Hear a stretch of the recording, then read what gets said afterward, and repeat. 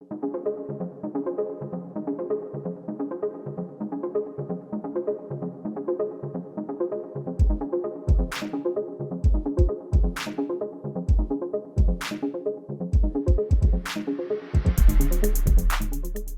warning. Please note that this episode contains dark themes that some people may find disturbing for younger listeners.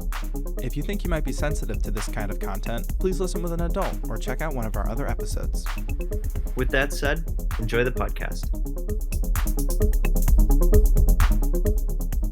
Before we get into the podcast, make sure to check us out on Facebook and Instagram at This Strange World Podcast and on Twitter at This Strange Pod.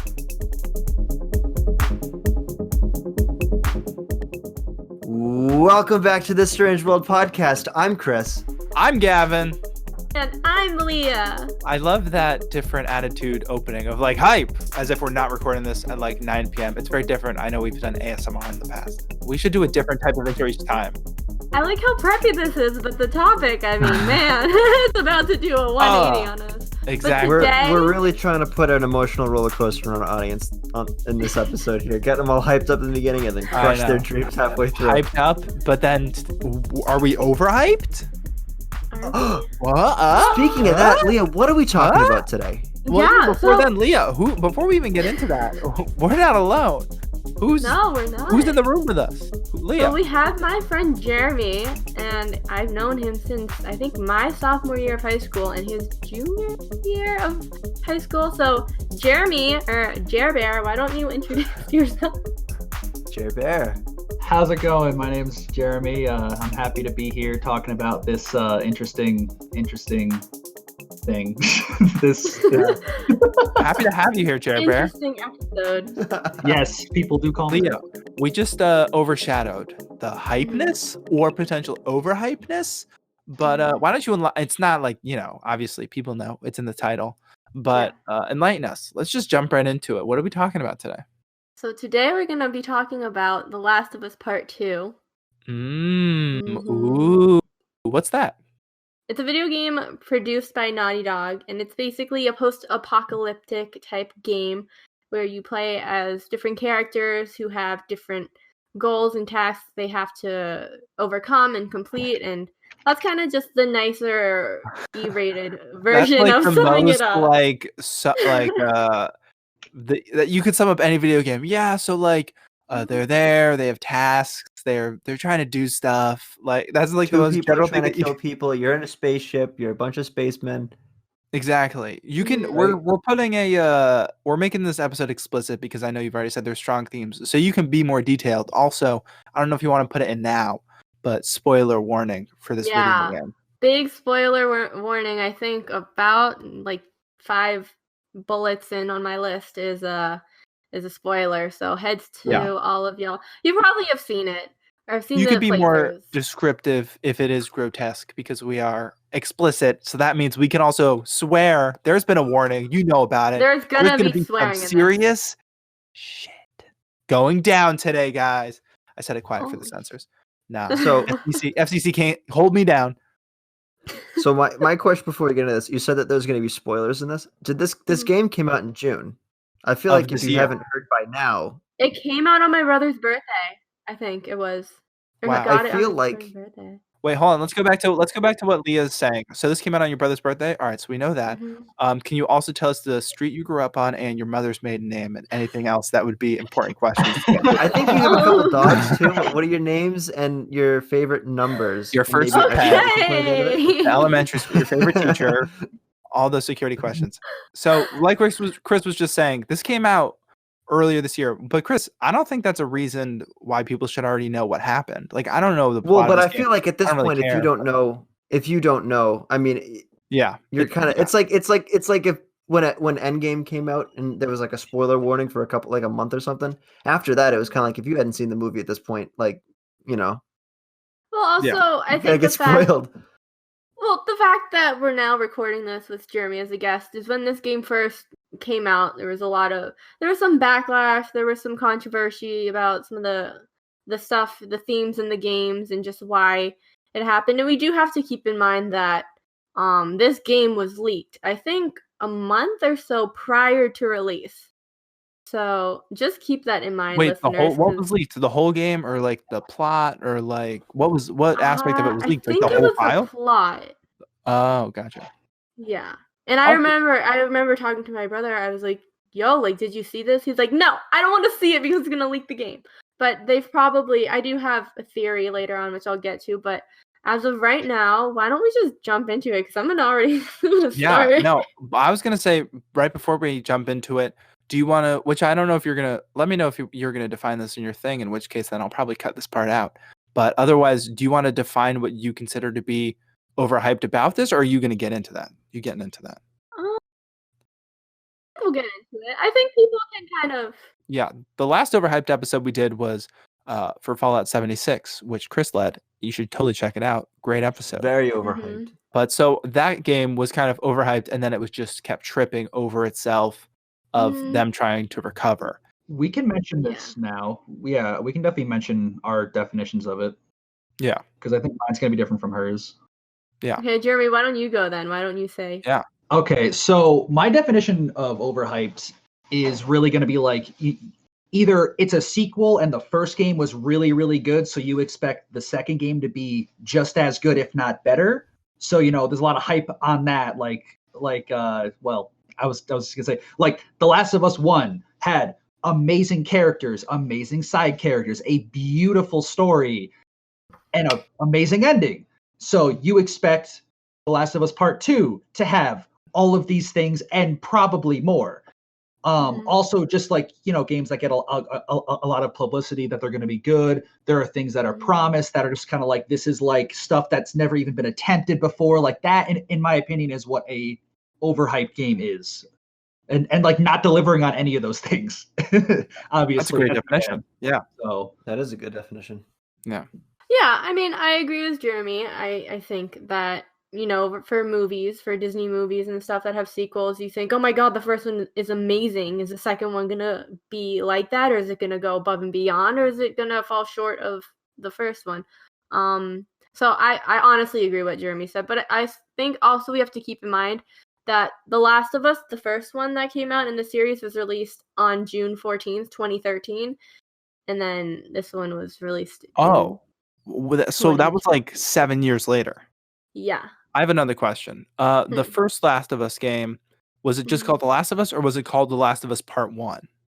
With the anticipation called The Last of a sequel? of Us. Okay, it was just called because I know Part 2 is The Last of Us Part 2. So yeah, but they came out with a remastered version, which is like better graphics or whatever. Yeah. But there's also, I'm pretty sure that the remastered version also had more of a cutscene to it, another type of story involving Ellie and a friendship that she had. Because I watched the entire Last of Us game playthrough, which took a long time. I liked it. So for the people that don't know, Ellie is one of the main characters of the game. Mm-hmm. Yeah, okay. Also, you can treat me as the person who doesn't, because I don't know anything. I know it's post-apocalyptic, as we've already mentioned, and I've seen some graphics, and I remember when it came out, but I really don't know anything else besides that. So you don't even need to talk hypothetically to a listener who doesn't know what it is. You can just talk to me, because I knew a little bit about Fallout when we were talking about that, but The Last of Us, ever since you said you wanted to do this topic, I was like purposely not looking into it. So you can talk to me if I'm someone who doesn't know. Since you are so it's post-apocalyptic, and it's actually the fungi sort of virus that happens. It's actually based off of virus that could actually happen in real life. Like, this is a disease that, if the right genetic changes were made, this could actually happen. They tried to make it as scientifically accurate as possible. So, quick little nerd thing. There are these fungi that take over ants, take control of their brains, and like make them essentially zombies that will find a good place for the fungi, like the fungi, like not seeds, but the fungi spores that are in the ant. The ant will find like a safe place for the fungi to grow, and then the ant will and they'll actually, it's like a brain control thing. They'll actually have the ant fight off all other predators while the spores are growing, and then the spores and the fungi will eventually overtake and like kill the ant and use it for nutrients and all that. So this is actually a scientifically possible thing if the fungi mutated beyond belief. I mean, the odds are like 1,000,000 to 1, but still, it's That makes scientifically it scarier. It's never zero. Yes. So for some people like me, who have not played either of these games, could you just give a quick summary, or as long of a summary as you want, of kind of the first game and the second game, just so we get a basic groundwork of where we're going from and where we can ultimately determine where the second one not necessarily went wrong, but why it was overhyped, and we'll go from there. So yeah, tell us about, for those of us who don't know, Last of Us Part 1 and Part 2. Okay, so you start out the game at the very beginning of the infection happening. You're Joel, one of the main characters of The Last of Us 1 and a pretty big character in Last of Us 2. You start out as Joel. You're in your house. You're with your daughter, and you're hanging out late at night. He can't sleep, and he watches TV, and he sees that this infection is spreading, and he's freaking out. And like one of the neighbors comes over, and he's like infected, and he's trying to like kill him and his daughter. And then you have this whole scene where you're just running through the streets. So yeah, basically in the beginning, Joel comes in, he's in the city while this whole outbreak is happening, and he's going to his daughter. Now, his daughter is home alone and sees on the news, oh my gosh, this is happening. Where is my dad? Dad comes back from the city or from wherever he was, tells Ellie, we gotta leave, like right now, because there's a major breakout, an infection, we gotta go. And then a neighbor comes in and is infected, clearly, and is trying to break into the house and kill Joel and his daughter. And Joel and his daughter and I think it was uncle as well, step into the story, and they basically go to this army camp. But in the midst, Joel's daughter is killed because the army is really unsure about this virus and if they have it. So a few years later, we are Joel now, and you come into this group called the Fireflies, and you come into contact with Ellie. And now Ellie was bitten by a zombie, but you learn that she is prone to the disease. She's bitten, but she hasn't turned. And so now Joel's goal is to now get her to the Fireflies, go to, I think it was Atlantis, and give Ellie up and get the cure for this disease. This is from the first one, right? This is from the first one, yeah. And then so that's Ellie, kind of the first one. Is Ellie the daughter? Is she the daughter? No, the daughter is dead in like the first 10, the daughter 15 minutes. Dead in the beginning. Cool. Okay. Mm-hmm. So that's the first one. Joel essentially gets this in the first just to kind of quickly get a little recap, just a question. So Joel loses his daughter, meets Ellie, and then they kind of develop like a sort of pseudo father-daughter relationship throughout the game. Gotcha. And he has to protect her and get her to the hospital so then they can get the cure, which is it almost like they're going to use stuff in her body because then she partly has it to like make exactly.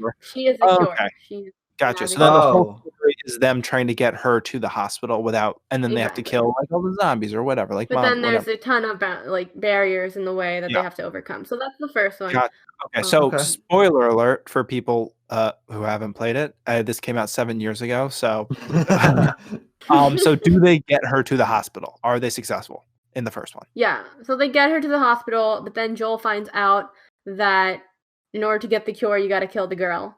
And he does not like that, so he puts himself in danger, and now he wants to get Ellie out of the hospital, but in the midst kills some people, which then kind of leads into the second game, and a character in the second game. But that's the whole first game summed up.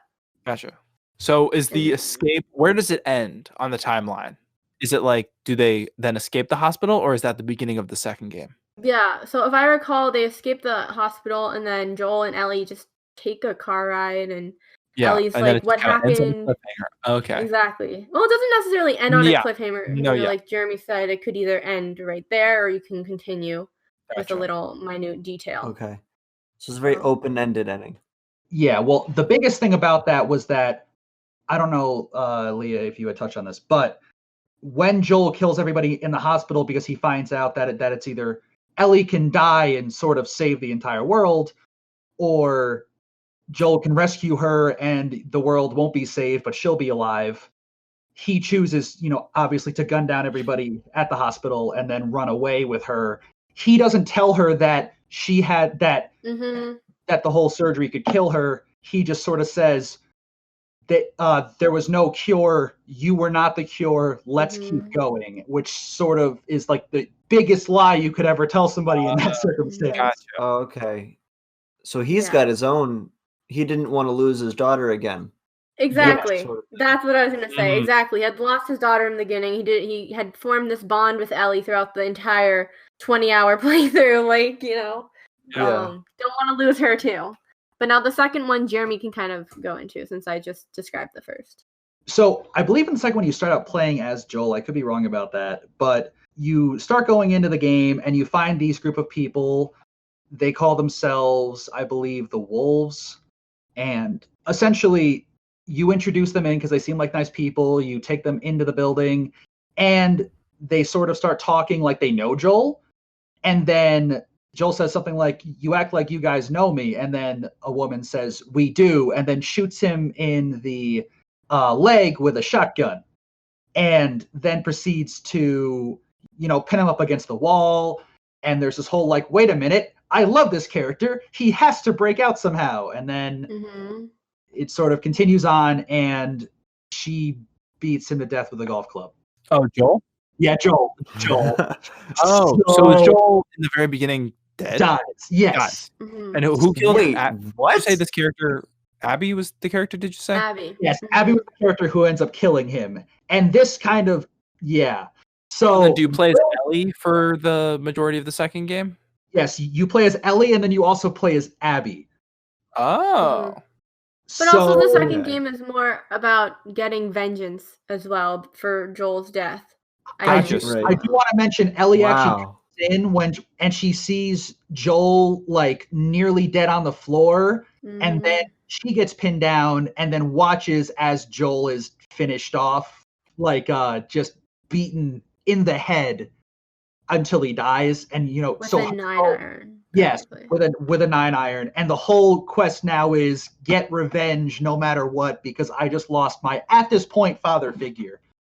Oh, okay. I can see how a lot of players wouldn't really enjoy that part of the game if they had just gotten into this new game and one of their most beloved characters is dead in the first 20 minutes of the game. I can really see how that would irritate some players.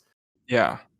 I would say in the 25 hours of The Last of Us Part 1, you play as Joel for 23 of it. The majority of the game is you as Joel, and then in the first 10 minutes they kill him, and it's right.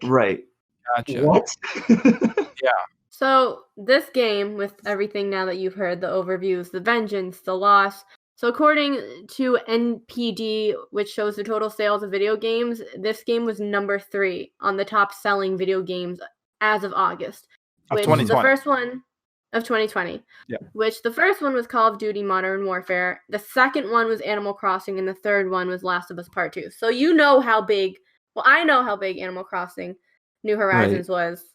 And Call of Duty is a huge game too, and it's still really big now. Even also, this game came out in June, and so you're saying as of August, it was already one of the highest games. Meanwhile, Animal Crossing, I don't remember when that came out, but it was much earlier than June. I remember people playing that at the beginning of quarantine. So this game comes out, and then within a few months, it's already one of the biggest games of the year, which I rightfully so. It's anticipation was probably for 7 years between that first game and this game that people were anticipating the sequel. Yeah. So then, and also along with this game, being a high selling game, it's also 30 hours, which for a single player game is a pretty long time. There are some games that were a lot longer, but for a game that's so story driven, the 30 hours is a lot to play through. So that's a plus. If you were to put that 30 hours into a book that would average around 10, 11 chapters, that would take 2.7 hours to, quote unquote, read a chapter. Okay. So there you go. Fortunately, with the 30 hours, there were too many sort of time jumps, and there were a lot of storylines conflicting and kind of all colliding together. There were flashbacks within flashbacks within flashbacks, and the plot of the game was just sort of all over the place. You switch characters too often, and it was just kind of annoying to players, especially switching to Abby. After you find out obviously that she's the one who killed Joel, everyone's like, why am I playing as the character that murdered my favorite person? So people were just mad at the plot and the writing and just sort of how it all came together. People were kind of angry at. The biggest thing was Joel dying. Yeah. So with the flashbacks, were there any flashbacks where you were able to play as Joel or no? So you play as Joel.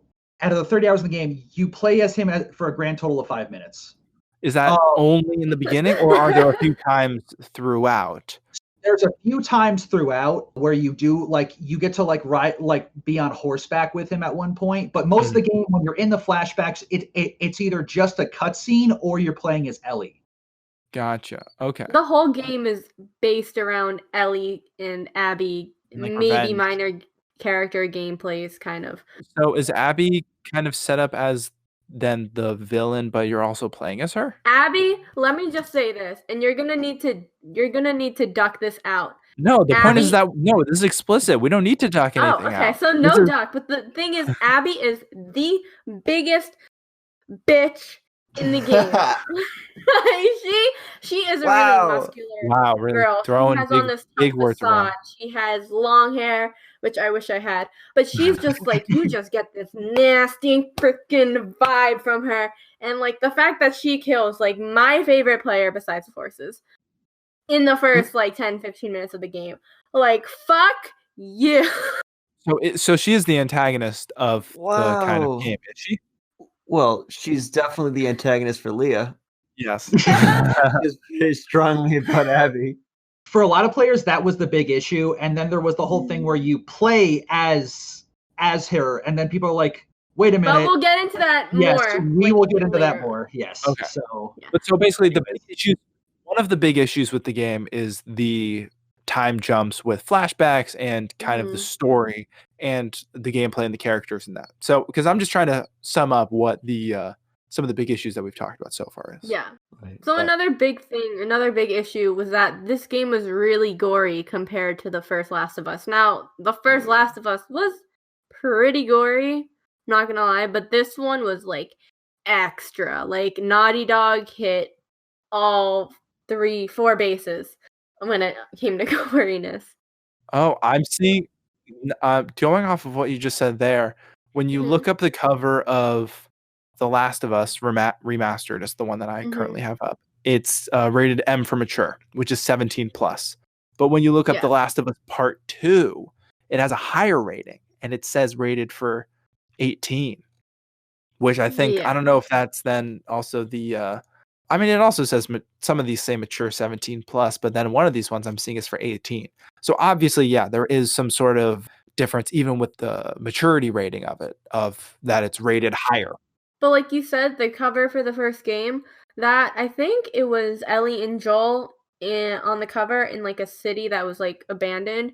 And then for The Last of Us Part 2, you literally have Ellie with a nasty face covered in blood or something. If that doesn't say, oh my, then, Oh my. But so there's that. So a big issue is the gore. I would imagine if your audience is, granted, I'm sure the audience has then grown up 7 years. So let's say your audience was, for the first one, was, I don't know, even if it was middle schoolers or high schoolers playing the game. Now they've grown up 7 years between the second one.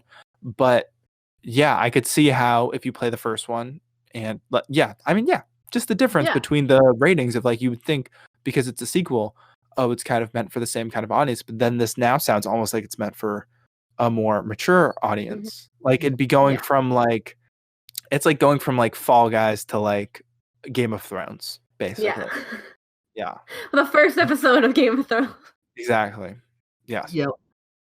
I won't lie, The Last of Us 1 was a gory game, but in The Last of Us 2, there's a lot of just unnecessary violence where this didn't need to happen. There's a part where there's just these gruesome and gory killings. There's this part where, since the whole story is about Ellie's revenge, she's going through the wolves and sort of killing them off. And there's a part where you literally kill a bunch of random soldiers that were part of the wolves. And then Dina, your companion, says, do you recognize any of these people? And she says no. So you just senselessly murdered 25 soldiers because they were in your way and for no other reason. No part of the revenge plan. There's a part where you're slashing at an unarmed woman for like a kind of a minor reason. I don't remember the exact reason, but it's not a good enough reason. And then you like stab her in the throat, and then you're just kind of like, oh, I don't think that needed to happen. And then the final one is there's dogs in the game that the wolves have that they use as a weapon towards you. And when you play as Abby, you're petting the dogs, and she has her own personal dog, and she's making friends with all of them. And then you go in as Ellie and kill all of them, sometimes with a hammer, sometimes with a knife, sometimes you're shooting them in the face. And you kill like 15 or 20 dogs. And it's just kind of like unnecessary. It seems unnecessary that as Abby, the person who killed Joel, she's petting all the dogs, and then as Ellie, you're going in and murdering all of them. And it's like, I don't want to murder dogs no matter what, but I don't want my favorite character from the last game just brutally murdering dogs that you just kind of feel bad when you do it. I think that's a better distinction than what I was going off about how it's not necessarily just the fact that it's gorier, it's the fact that it's unnecessarily gorier. Well, here's another thing that with the woman that Jeremy had mentioned, which I guess Jeremy will just say now, is that the woman that you do end up killing is pregnant. And after she is killed, Ellie unzippers her jacket, steps back and is like, holy shit, what did I just do? She's probably like 4 or 5 months pregnant, is my guess. This game seems like it's taking everything. Like, Ellie could have just been slashing at a person, right? But then the game makes it a woman. And then the game makes it a pregnant woman. So it's like, it seems like the game is just taking everything just a little bit too far in some ways. Like, it doesn't need to be a pregnant woman, you know? Yeah, I will actually touch on that. So there's a relationship between Mel was the pregnant woman, and then there was Owen, and they're two best friends of Abby. You go in at one point, and you drop down from a vent, and Abby's favorite dog attacks you, and you stab it in the throat like 3 times, and you're as Ellie, and you're like, oh man. Then you go in and sort of confront Owen and Mel. Quick thing on Owen and Mel's relationship. Owen was dated, or Owen is like married to Mel. And that's Owen's child. Owen then cheats on Mel with Abby, and so now that's happening. And then you go in as Ellie, and they both try to fight you off, but they're just not they're not nearly as skilled as Ellie is. And you sort of accidentally kill Owen, and then Mel, who's pregnant, goes to kind of stab you, and then you just like stab her in the throat, and then she dies, and then and then Ellie unzips the coat and realizes she's pregnant, and then you just sort of, I feel like at that point any player would drop their controller and just went, I just killed Abby's favorite dog, her boyfriend who she's cheating on, and then the boyfriend's wife who is pregnant, all in the span of about 10 minutes. It's a lot. It's definitely a lot. Especially because, like, going back to the dog, there's literally a part where as Abby, you walk up, pet the dog, and play fetch with it. Then as Ellie, you stab it and kill it. Now, I wonder if this is the game. I wonder if this is the game trying to show like the brutality of the situation of what's going on. Maybe the virus, and it's maybe like an artistic way of showing how bad the situation is, and who can be involved, and how you could be playing with a dog at one point, and then it just switch. It's kind of like a metaphor, but they can do this in so many different ways that it doesn't need this. I feel like it's almost like the first game was very, like you said, very story driven, and like with the character development and your attachment to these characters. And did you say, was Abby in the first game? No, she was not. She wasn't. So she was a new character that was introduced. So then now, exactly what you were saying, that I forget which one of you mentioned it, that the second game is now much more of like a revenge, like it's all out for vengeance, and it's just kind of like not necessarily a slasher, but it does I can see how it's almost like, okay, you could have taken this time to develop the characters more in the story, as opposed to just, hey, by the way, there's this character, but screw them, we're gonna kill them and they're dead, and like that. It's like you wouldn't have those attachments, like, and even with Joel in the very beginning, that I could see how the fans would be like, this is a very big difference from the first game and kind of that style of story and character driven. So yeah, it was really gory, but also the way that they killed off Joel. People were not happy with that because it was just such a Walmart type of killing where, you like know, off-brand, trying to say? Just like what do you mean Walmart? This is what someone said, like that it was they killed him like a Walmart kind of style, where it was just like kind of cliche, beaten to death, having someone watch them, having a loved one watched, and then killed off. Gotcha. So people were not happy. Well, now how are we going to get Walmart as a sponsor if we're using them to show something basic? I don't really need Walmart as a sponsor. Walmart, yeah, we're fine. I guess we're fine without having Walmart as a sponsor. But I did want to say that just because, like, you know, a big character who you played as in the first game. The main character, wasn't he the main character in the first game? Wasn't it him and Ellie? Mm-hmm. I assume probably more so him in the first game. I'd say about even. From what I saw, you mostly play as Joel. There is a segment with Ellie where Joel gets sick and you have to take care of him. But that segment's like a couple hours compared to Joel, where you're playing as Joel with the help of Ellie for like the most of the game. I thought at least. That's true. Okay, well, it sounds like you start playing. The whole game starts from his perspective. So that's why I'm saying, while you might be playing as both characters, he's the main. Like I would say, I mean, obviously one of the two main characters, if not. He sounds like the more main character. Well, the whole game is the first game is first started off with the daughter's perspective, Joel's daughter's perspective, but she gets killed off, and then you switch to Joel's perspective. Gotcha. It wasn't just like Joel got gunned down. It was the fact that in The Last of Us Part 1, when you go on with Joel, you see him take out so there's these things called clickers and bloaters, which are just like more infected versions of regular zombies. So they're stronger, more powerful. They take more firepower. You see Joel, you control Joel and Joel and go through these endless hordes of these really powerful zombies. And then he gets gunned down in a room and you're like, he didn't go out in a blaze of glory. He went quietly because he was betrayed. And it was just sort of like this kick in the face. Mm-hmm. Yeah, like that. He's the character that you have been playing with the whole time, and you develop this attachment to, and then you start the second game, and you're ready to go, and all of a sudden, it's almost like the creator slapping you in the face, exactly like what you're saying. Yes. So on to the next part. Also the AI/enemies were not up to par. Now, this got a little bit of mixed results. Some people were like the enemy AI was crap. And some people were like the enemy AI was great, but everyone agreed that the allies and companions you have that are supposed to do the shot calling and help you out just didn't.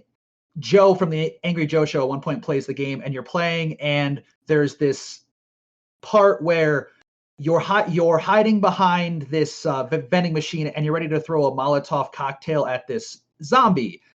Your ally gets in your way, leans on the thing, and just doesn't ever move. And you have the indicator pointed on them. And then they go around you, and a clicker shows up behind you. And clickers in this game, if they get on top of you, they automatically kill you. So even though she was behind you, and in the game, typically would say, clicker behind you, she just didn't, and then you die. And he was like, what just happened? Like, why did any of this need to happen? So everyone agreed that the AI for your allies were especially horrible, and then the AI for the enemies didn't seem to be as good as the last game. And keep in mind, the last game was 7 years ago. Like, you would expect the AI to be like really, really good too, which is sort of the whole hype thing. Yeah, I mean, a game coming out in 2020, like everything now, it's at such a high standard, especially, I'm sure, a very hyped up sequel like this one. Mm-hmm. Well, also another thing that people were really bummed about, not just only the AI, but the fact that the Fireflies weren't even that big of an involvement in the part 2. Because in the whole part 1 series, you're trying to get Ellie to the Fireflies, to get the cure, da-da-da-da-da. And this one, I don't know. I don't really recall if they're even mentioned for like 5 minutes. Which is like a big 180 when it comes to a plot. Mm-hmm. Yeah, it definitely seems like they either.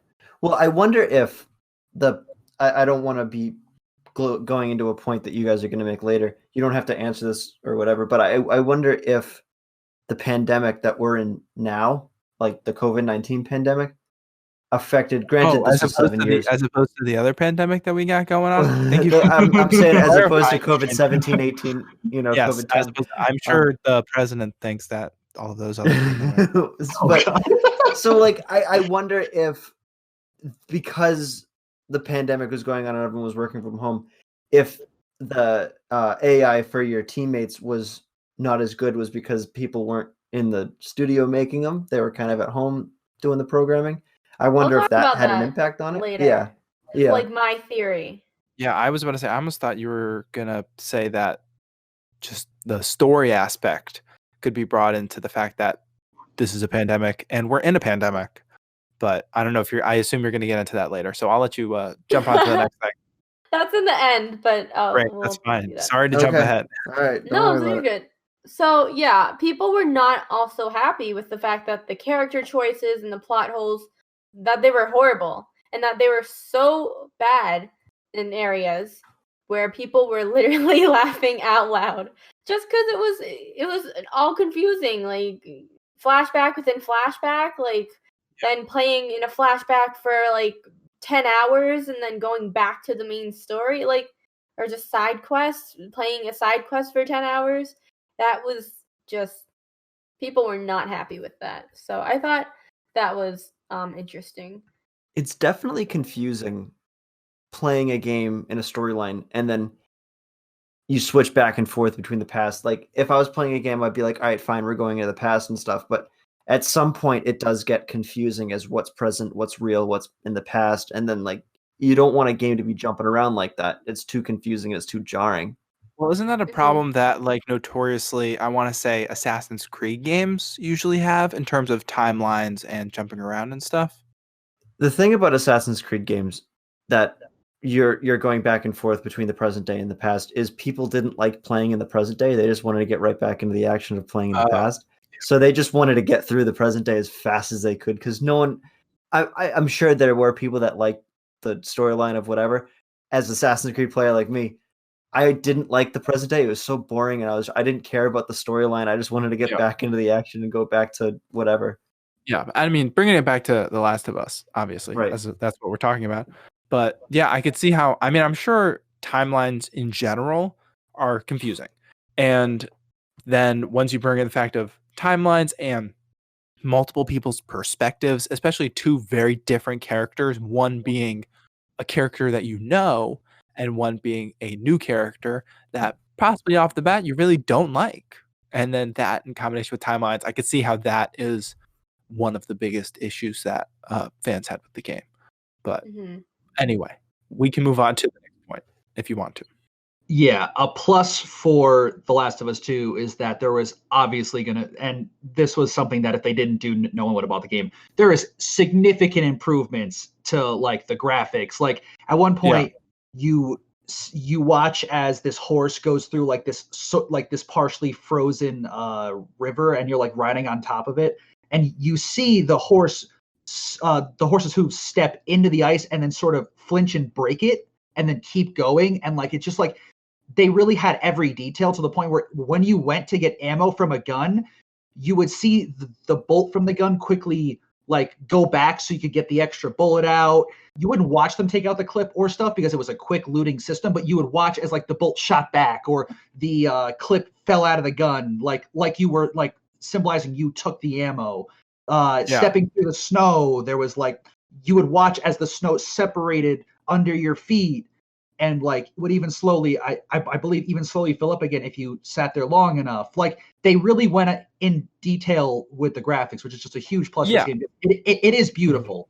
I'm sure with the 7 years that they had, I'm sure that it's gorgeous, and I'm sure it is much better looking in that respect. Even also the fact that they remastered the first version. I'm sure the remastered version, even just when did that come out? Like a year later or something?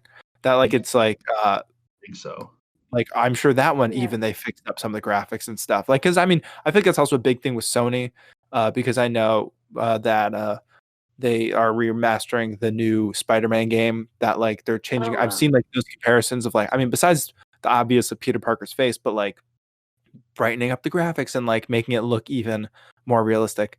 Besides, obviously, the Peter Parker faces people aren't happy about, which we don't need to talk about. But no, I'm just saying that, like, yeah, I know it seems like Sony and remastering stuff. And I mean, yeah, it's all, even the first game, the graphics look pretty good by today's standards. And that was from 2014. So I'm sure a game to come out this year, the standards must be through the roof. That's why it's remastered, because just better graphics, and maybe for in the Last of Us case, another type of storyline into it. Yeah. But a con, kind of switching from all the positives of remastered and better graphics, is that the story was kind of bleak. Wait, in the second one or in the remastered? In the second one, sorry. Right. In the second one, in The Last of Us Part 2, that the story was kind of bleak, and that you really didn't like any of the characters, because either you had Abby, you had Ellie, who was just out to get after people, and you had Ellie's girlfriend, who I'm blanking out on her name currently, but she leaves. So it's just kind of people are coming and going, and the people that stay, you don't really like. There's no emotional connections like with the first game, where you had got invested. It sounds like you're not invested in any characters, because the one character you were invested in was killed. The second character you were invested in kind of just goes on a killing rampage, and then none of the new characters, there's no reason to like them. Yeah, so like I have in part of the bullet as well, is that you are right, like you said, that the characters that were in the first game, they're gone. But also the fact in the second game is that there was no kind of comic relief in it, because it was just so gory, so dark. Yeah. I feel like in the first game you had, Ellie and Joel kind of nagging on each other's sleeves here and there, and you see a lot of like heartfelt moments where Joel and Ellie are trying to make bonds and connections, and Joel is telling, oh my gosh, back then this was how it was, and she's like, oh, I think there was one part in the first one where Ellie doesn't know what like a cassette player is, or not a cassette player, but like a disc player. She's like, I wonder what this is. I wonder what this does. So, you had those kind of loving learning moments. In the second one, it was just like, nope, not even close. Yeah. So. Yeah. Again, I think like what you were talking about, it's all about that like emotional appeal, that like if you can't like the first one, I'm sure, especially being like kind of that character and very story driven, that once you bring in the second one, that you would think like if you can't get attached to the story, you can't get attached to the characters. The graphics are good, but like what else is there? Right. And it's gorier, and I feel like you could have completely shitty graphics, but a loving, amazing plot. Like I could play a game like that. I don't care about graphics. Give me an old 42-bit game, whatever. I'll love it if the plot is good. But it is good to, have both of them, because more consumers of the game. Yeah, like I mean, they even say that about like the industry that we're in, that like it doesn't matter what you're recording footage on or like your equipment or stuff, like it's all about the story. I mean, I assume I guess this also proves that that's not just true for our industry of media. Like I mean, this is the media industry. This is just a different aspect of media in terms of video games, but like it's about this. It's all about stories. It's all about stories, man. You gotta what are you gonna get attached to? Like you can't just be like looks pretty. You need something underneath. Not everyone's shallow, man. Yeah, that's the world we're getting into, man. Especially kind of, you were talking about mechanics earlier, about how your allies and stuff, they wouldn't work properly or whatever, and the story could be great, or the graphics could be okay, but the mechanic can be really good. Like you look at the popularity of a game, like when this podcast is being recorded, Among Us is a really big popular game. The graphics aren't the best, but the mechanics are really what drives a lot of people to play. And even like the story of like what it is about. Of course, Chris and Gavin would bring it up. No, but I'm saying like if you look at Last of Us 2 and you look at Among Us, those two games are completely different in terms of how they look.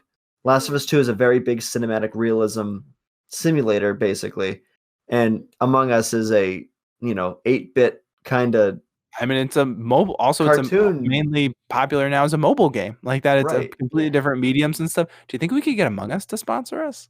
I don't think they're sponsoring anybody. You guys would love that. Among Us, But if you want to sponsor us, we're open. We're shockingly, we're pretty low on sponsors. So I know with this type of content, you would think that we would have people flocking from miles away. But Among Us, let us know. We'll talk. We'll do a whole episode. If I could just chime in for a hot second, what I will say is I did talk about the allies being crap. What I will say as sort of a reverse, or not a reverse, but just sort of complimenting The Last of Us Part 2 again, is the combat and exploration of the game is really good for your character. So people loved Abby for one specific reason. She's built like a brick shithouse and can punch and swing with blunt weapons really, really, really well. Like I was watching a video and you literally, as Abby, like she's also like military trained. You like punch this soldier in like the stomach, then like the shoulder, and then you like snap her neck when you punch her face because you punch that hard. You watch as like she'll swing like a bat at someone and just totally blow their face up. Like it's gory, but you're just like, this girl is like the Hulk. Oh my god! And that's what made her very fun to play. Is that people were just like, she like as a character in combat, she's a lot of fun. Yeah. Just, she killed Joel, so fuck her. But the punching, though, is great. Leah almost just did an entire spit take when you said description. I was holding it in. It was hurting my mouth. Great. Wow. And then also, just to touch on the exploration, the collect, even though it's story driven and you're going to arrive at one point, there's no alternate endings that I could find. The exploration sort of allows you to be like, well, since bullets are so limited and stuff breaks, I have to scour a room a bit better, where I'll find collectibles, extra ammunition, maybe this blunt weapon that I can use as Abby and beat someone's face with, just like all this other stuff. Because like The Last of Us and The Last of Us 2 did this great, because this is a post-apocalyptic world where you need to get as much resource as you can carry because everything is so limited. So that was another sort of like good thing that Naughty Dog did, and they're always like, in most of their games, this is like what they excel at. Their graphics, their combat, their exploration is always very, very, very flawless. Like it's really good. Now something bad. There are very few interesting like scripted cinematic scenes in the game, and it makes it kind of like long and boring. Like there are just some scenes where you're like, I don't care, can I please skip this? There are some great ones, like the flashbacks you have with Joel and Ellie, but then you sort of get to the present and you're like, shit, he's dead, this sucks. But then like just like with a lot of other characters, it's just like there's just like a lack of interest there with the cinematics. They just seem very boring.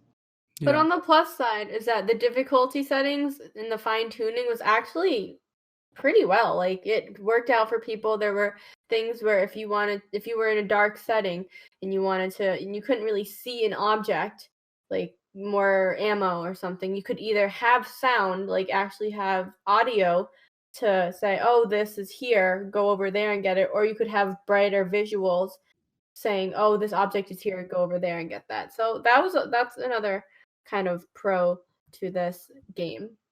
And earlier, as we said in the beginning, that Abby kills Joel, and that you also play as Abby, and the entire game tries to make Abby out as the good guy, and people were not having that as well.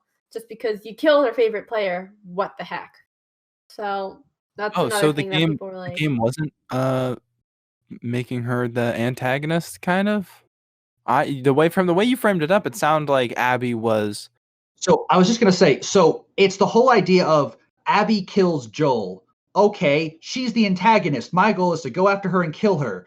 You play as Abby. She goes and pets dogs. She has an amazing relationship with the wolves, and what you see them as is a really nice, happy organization that where they help a lot of people. They have their good things, and it's just, it makes Abby, who you want to be the antagonist, they kind of force you to like her.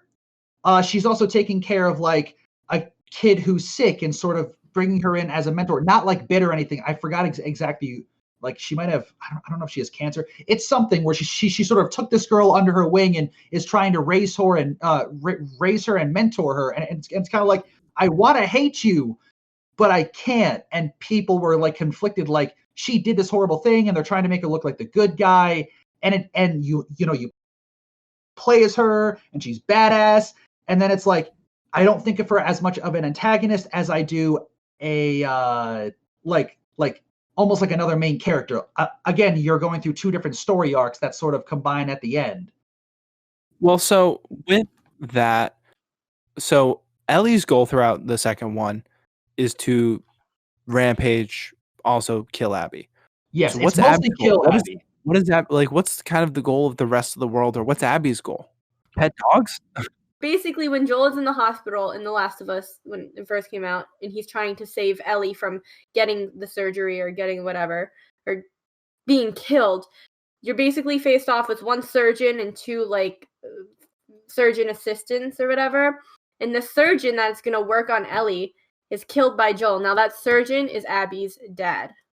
Oh, that's why that's why Abby kills Joel. The issue with this is that this is not said till like the very end. So you have this total antagonist, and then you don't know till the very end that she was actually also seeking revenge. Wait, so was she seeking revenge against Joel? Joel. So, and because so if she did that at the beginning, then what is she doing throughout the rest of it? Because also Ellie was the cure, and Joel was selfish, and Ellie could have cured the whole world. Was she trying to get Ellie? Is Ellie trying to kill her, and she's trying to get Ellie to cure everything? No. And at this point, they're all trying to kill each other. Well, at this point, it's sort of the whole idea of Joel kills Abby's father, Abby kills Joel, Ellie seeks revenge on Abby, Abby's trying to sort of, protect everybody in a sense, but protect everybody in a sense, yes. Which is what makes it even harder for her to be the antagonist, because it looks like Ellie's now the one who's trying to kill her for, they both did wrong, but yeah. Gotcha. So yeah, it just kind of seems like the whole thing, story-wise and character-wise, it's just all a mess and confusing and all very mushy. And then also, for whatever reason, this is really unlike Naughty Dog, but they essentially have a sex scene between Abby and Owen, and Naughty Dog sort of has had these, in past games, had never really had a sex scene, and it was just like kind of weird. And also there was the whole, Owen's cheating on her with Mel and all that drama stuff. But it was just a strange thing to throw in, like a sudden sex scene with Abby. So, just another thing that was just kind of like, oh, this is happening and I'm watching it. Why? This is like so unlike them to do this, because they really never do. So I guess the ending is now that Abby, Ellie go off in their own directions. Ellie literally loses everything. She lost her girlfriend. She lost the baby that her girlfriend was pregnant with. She's abandoned. And as for Abby, I'm not really sure as to what happens to her, but, that's not a happy ending. Yeah, essentially what had happened was Ellie goes after Abby's friends, the pregnant woman, Mel and Owen, and then Abby comes after her and her crew. Abby kills Joel's brother, who you find is kind of a minor character that doesn't do a whole lot. He's not important. And then another person, and then they have a fight, and then this whole thing that Abby spares Ellie because the person who Abby was like mentoring stops her, and then they both go their separate ways. Life goes on.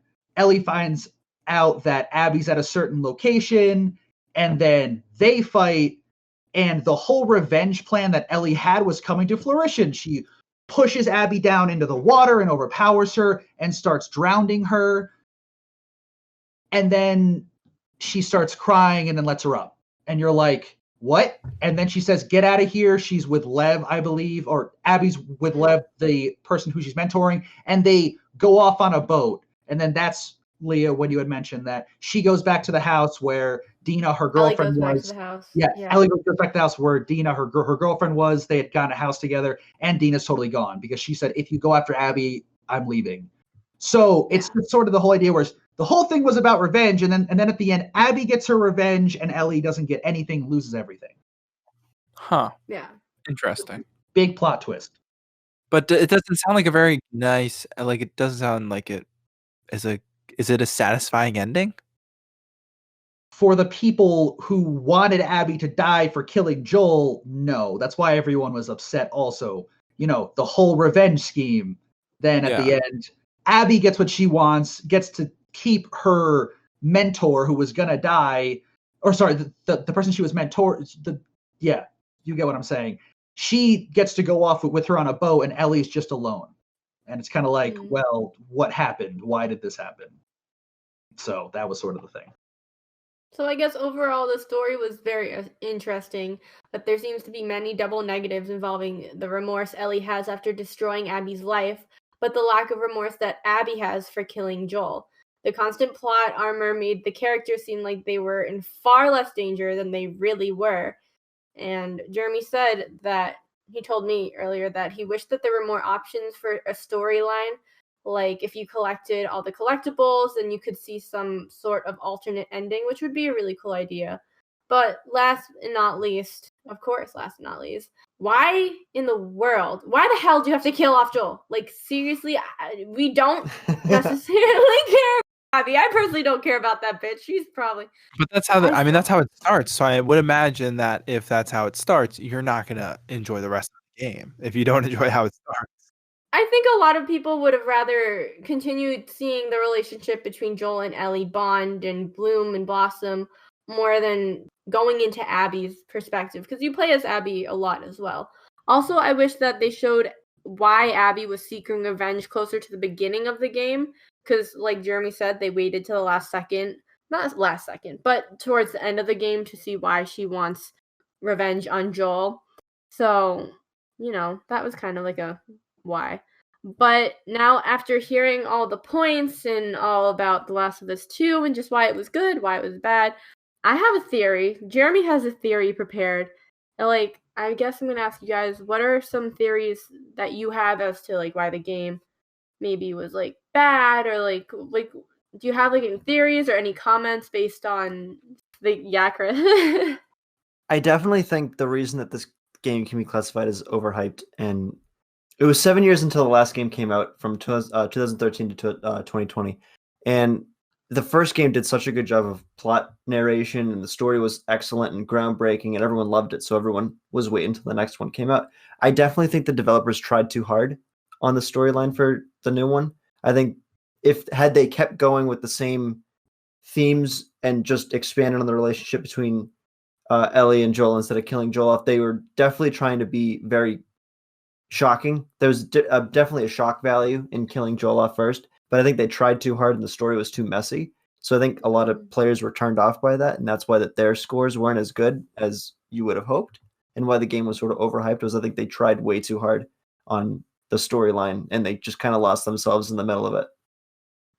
Mm-hmm. Yeah, I agree with what Chris was saying. It seems like they had a lot to live up to with the first one, that it seems like they were just kind of almost over ambitious of their goals, of that they probably really should have stuck to the tight character driven, story driven drama, I guess that I would classify it.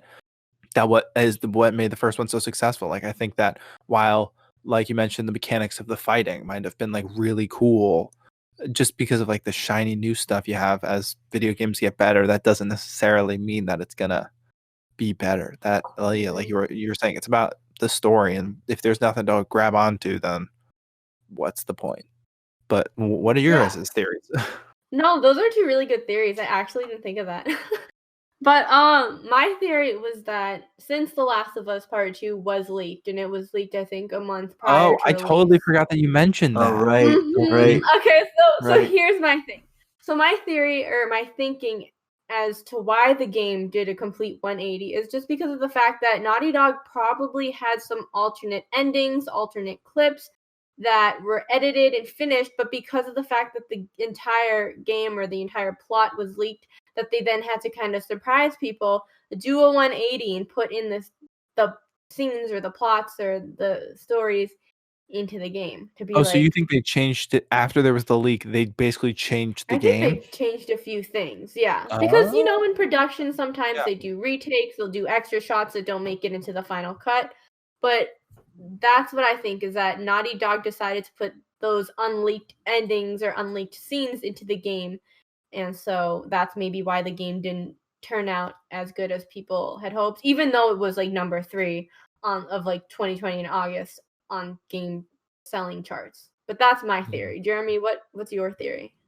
So you guys actually touched a lot about what I was talking about.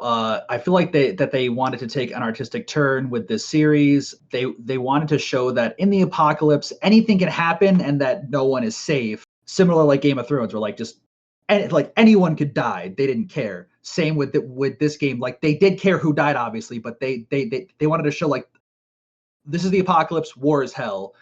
And while I do respect this, they had written such beautiful characters in the first game that I hated to see turn out the way they did. Joel dying and Ellie just becoming this totally different person who was just revenge, blood, blah. And I mean, I guess at the end, The Last of Us Part 1 was there was a lot of happiness despite the apocalypse. And then 78 years later, it's kind of we all kind of grow up and realize that there are these terrible things in the world that are just unfortunate and that end up happening. And we have to just sort of learn and deal with it. Same with Ellie and Joel's sort of perspective. In the first game, they were practically becoming father and daughter. And then in the second game, all hell breaks loose and you have to find a way to get through it. And even if you lose everything like Ellie did, and at the end of the game, she puts this guitar to the window and then she walks away from the house that her and Dina had on her next adventure, essentially saying leaving it all behind and trying to start anew, trying to get through what had happened in her life during the time period of The Last of Us 2. So that's sort of my theory on Naughty Dog wanted to take an artistic turn on this and it just didn't pan out the way they wanted. Yeah, so that's kind of our theories, but those are some other theories I honestly did not think about, Chris and Gavin.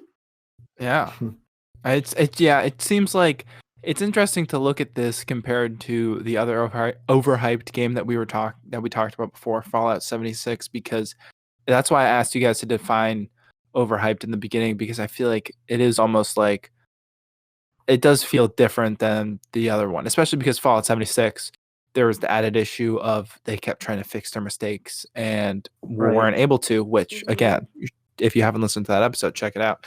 But with this one, since it was more kind of a one and done, it just kind of was a mess. Although, considering that the first one was released in 2013, then was a hit, and then they released a remastered version a year later, I wonder if they are taking some of these criticisms and maybe next year or the year after, we might see if The Last of Us Part 2 remastered version that might add in a little other scenes or might fix it a little bit.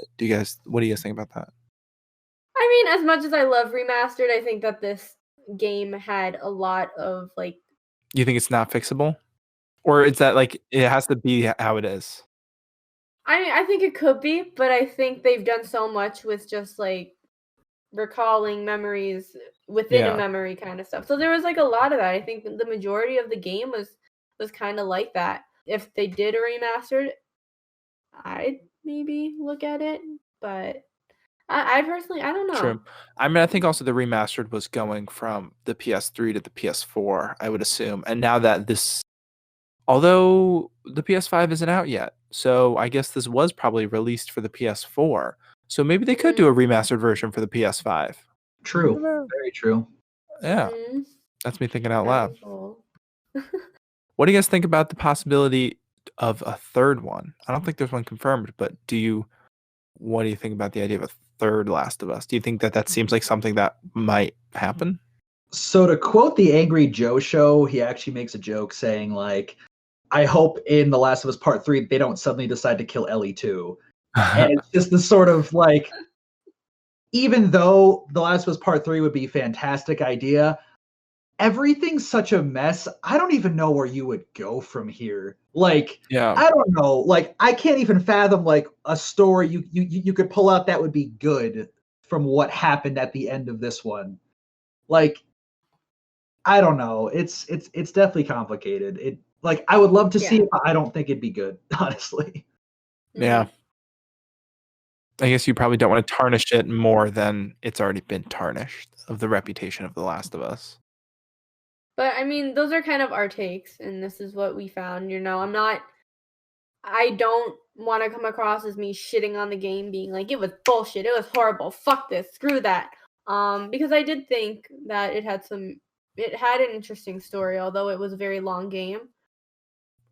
I mean, it was the third. It was the third fastest selling game of 2020. So obviously, people liked it. Obviously, people bought it, and it found an audience, regardless.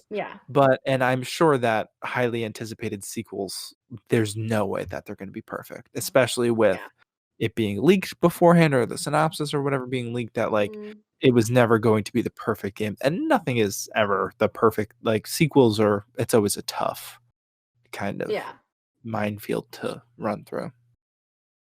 But I do know some people who have the game who got it when it first came out, but also they didn't want to play it right away because there was kind of bad juju around it. And so people were like, let's just wait a little bit and we'll play it once things kind of cool down. Which I get, you know, play how you want to, kind of. Yeah. Wow. Well, that was great. So I guess we're in the end now. Thank you, Leah and Jeremy, for doing all this research. Thank you, Jeremy, for being with us. Thank you for having me. Great. Jeremy.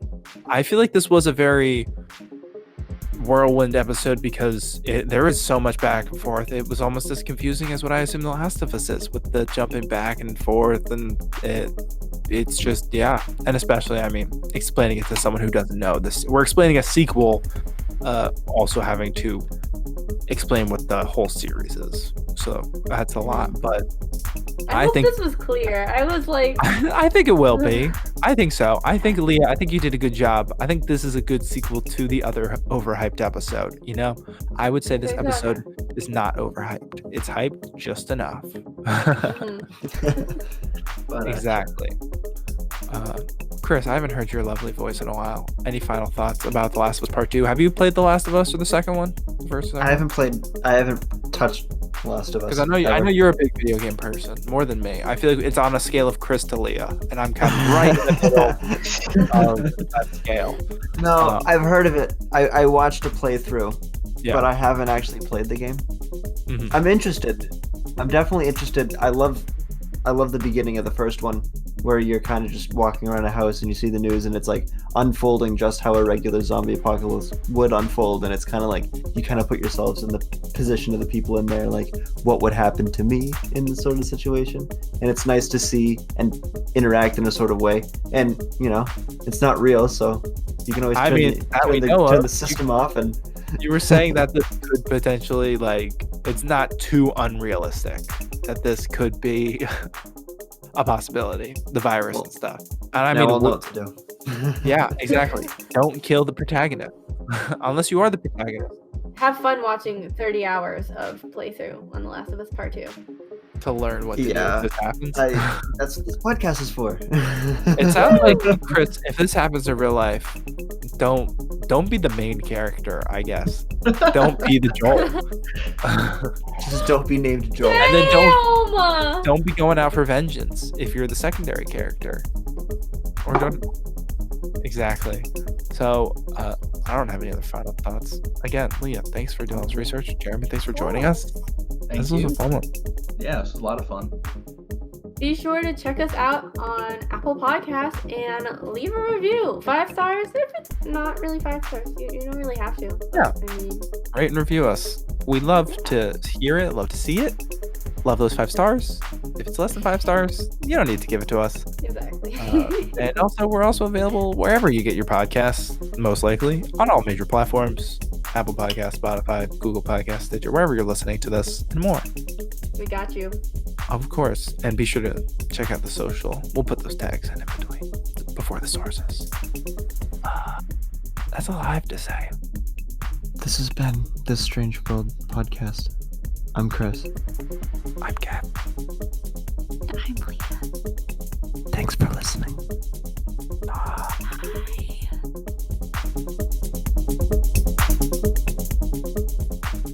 Want more of This Strange World? You can listen to us wherever you get your podcasts, and you can follow us on Facebook and Instagram at This Strange World Podcast, and on Twitter at This Strange Pod.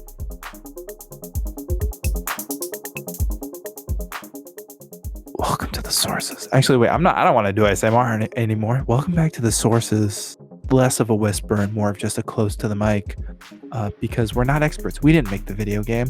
Someone else did, and someone else also probably reviewed it. But Leah has all of her sources together. These will also be in the description if you want to see more of it. But Leah, go off. Where did you get your resources from today? Yeah, so I'm not going to go close to the mic because this is long. But I got the first source from Essentially Sports, Last of Us Part 2, breaking down what players hate in the game. Google.com, The Last of Us Part 2 is uncomfortable and exhausting, but that's what makes it great. Open Critic, The Last of Us Part 2. NPD, Best-Selling Video Games. ING, The Last of Us Part 2 Guide and Walkthrough. Forbes.com, The Last of Us Part 2. What's the problem here exactly? Forbes, again, 2 warnings about The Last of Us Part 2 review scores. YouTube.com, of course, we love the tube. The Last of Us Part 2, Joel spoiler scene. Last of Us 2, Joel death scene. Yeah, we had to watch it, Jeremy and I. We did not like that. And last one, YouTube, Watch Mojo, Top 10 The Last of Us 2 story moments. Wow, that was great. We love the sources. Final thoughts. Great. Love it. Great. Love sources. Love it. That's that. This was good. I like it. If you like the overhyped stuff, let us know. We're looking. This is the last one for this season, sadly. But next season, I think Chris might give us another overhyped one. But if you have any games that you want us to talk about, let us know. Maybe we'll talk about it. Or any other ideas in general. We're always looking for ideas. I don't know why I'm still whispering. But yeah, this was great, Leah. Love it. Love hearing about new games that I don't know about. Love the different formats. Love messing it up every week. Very different from the weeks that we've done of the past stuff. But yeah, I dig it. I don't think I have anything else to say. I do. Great, talk. As always, what do we usually say? We'll say what we always say at the end. Right. Leah, are you gonna say it too? Yeah. Or you just want me and Chris to say it? I'll say it. All right, let's say it on 3. 1, 2, 3. Never Fuck trust you, an Abby. Abby. What did you say, Chris? I said never trust an Abby. Oh, I said vengeance. Oh. I think I went a little early. And then I think Leah also said fuck you, Abby. Yeah, we always say that. That's all we always say. Jeremy, again, thanks for joining us. Thank you. Yeah, it was a lot of fun. It was a ton of fun. Yeah, especially saying through the sources. That's always the roughest part. Kidding. Bye. Well, have a nice day or night. So bye. Bye. Bye. Bye.